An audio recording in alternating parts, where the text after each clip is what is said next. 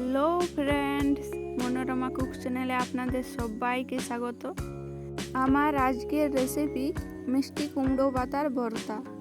এই কুমড়ো পাতার ভর্তা খেতে কিন্তু অত্যন্ত সুস্বাদু, আর গরম ভাতের সাথে যদি এরকম একটা ভর্তা থাকে তাহলে কিন্তু আর কোনো কিছু দরকারই হবে না।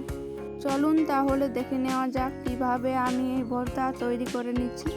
প্রথমে এই যে কুমড়ো পাতাগুলোকে এইভাবে ছোট ছোট করে কেটে ধুয়ে জল ঝরিয়ে রেখেছি। এরপর শুকনো কড়াইতে 4টা শুকনো লাল লঙ্কা দিয়ে দিলাম ভাজার জন্য। অনবরত নাড়াচাড়া করে লঙ্কাগুলোকে উল্টে পাল্টে ভেজে নিতে হবে, না হলে পুড়ে যাবে। এই যে আমি ভেজে নিয়েছি, এখন তুলে নেব। লঙ্কাগুলো তুলে রেখেছি। এখন কড়াইতে কোনো রকম জল না দিয়ে কেটে রাখা কুমড়ো পাতাগুলো দিয়ে দিচ্ছি, আর দিয়ে দিচ্ছি স্বাদ মতো লবণ। এবার ঢাকা দিয়ে বেশ কিছুক্ষণ রান্না করে নেব। কুমড়ো পাতা সেদ্ধ হতে হতে যে লঙ্কাগুলো আমি ভেজে তুলে রেখেছিলাম তার মধ্যে অল্প পরিমাণে লবণ দিয়ে হাত দিয়ে ভালো করে মথে নিচ্ছি। এটা আগে মথে নেওয়ার কারণ হলো দেরি হয়ে গেলে লঙ্কাগুলো আর ভাঙা যাবে না, তখন লঙ্কার ছালটা নরম হয়ে যাবে। তার জন্য মুচমুচে থাকা অবস্থায় আমি ভেঙে নিয়েছি। এই যে এদিকে আমার কুমড়ো পাতাও খুব ভালো মতো সেদ্ধ হয়ে গেছে। আমি প্রায় 10-12 মিনিট মতো ঢাকা দিয়ে রান্না করে নিয়েছি, যাতে খুব ভালো মতো নরম হয়ে যায় কুমড়ো পাতাগুলো। ভালোভাবে নরম করে নিলে কুমড়ো পাতাগুলো আর বাটার প্রয়োজন হয় না।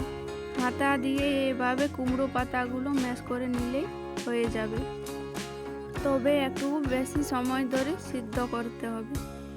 আর তাও যদি সেদ্ধ না হয় তখন একটু জল দিয়ে সেদ্ধ করে নিলেও হবে। এই যে দেখুন, আমি হাতা দিয়ে কত সুন্দরভাবে ম্যাশ করে নিয়েছি, একদম ভর্তা হয়েই গেছে, কোনো বাটার ঝামেলা ছাড়াই। এখন ভর্তাটাকে কড়াই থেকে অন্য পাত্রে তুলে নেব। এখন ওই কড়াইতে পরিমাণ মতো সরষের তেল গরম করে দিয়ে দিচ্ছি। সামান্য পরিমাণে সরষে, 2-3টে কাঁচা পাকা লঙ্কা, একটা কোচানো পেঁয়াজ ও কয়েকটা রসুনের কোয়াকে কুচি করে দিয়ে দিয়েছি।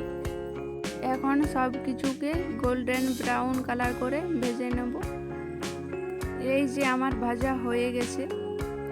এখন এর মধ্যে দিয়ে দিচ্ছি সেদ্ধ করে রাখা কুমড়ো পাতা। এখন সব কিছুকে একসাথে ভালোভাবে মিশিয়ে নিচ্ছি, ভাজা ভাজা করে নিচ্ছি। হালকা আঁচে এই সময় কিন্তু ক্রমাগত নাড়াচাড়া করে যেতে হবে, না হলে কিন্তু ভর্তাটা কড়াইয়ের তলায় লেগে যেতে পারে।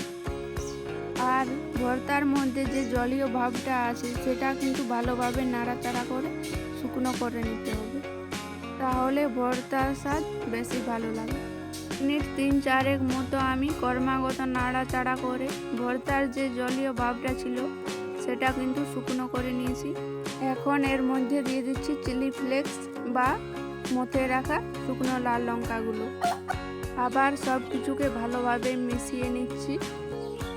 মেশানো হলে আমার কিন্তু কুমড়ো পাতার ভর্তা একদম রেডি।